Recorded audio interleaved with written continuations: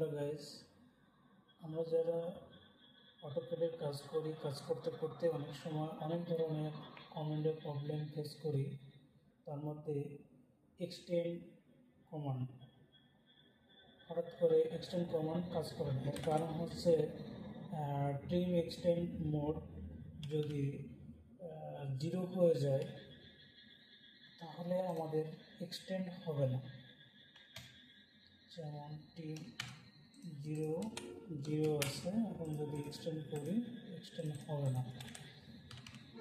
অতএব trim extend mode 1 করে দিলে এটা এক্সটেন্ড হবে। ওকে।